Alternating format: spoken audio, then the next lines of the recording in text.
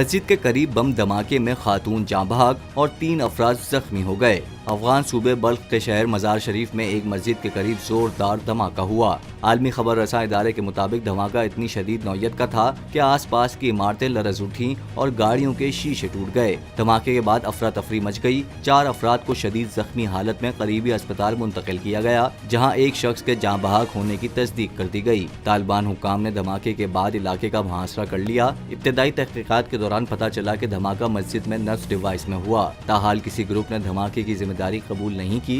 तालिबान के इक़्तिदार संभालने के बाद से ऐसे वाक़यात में दाइश खुरासान मुलव्वस रही है। याद रहे कि मजार शरीफ की ये मस्जिद शिया हज़ारा कम्युनिटी की है और यहाँ 2022 में होने वाले धमाके में दर्जनों अफराद जाँ बहक हो गए थे।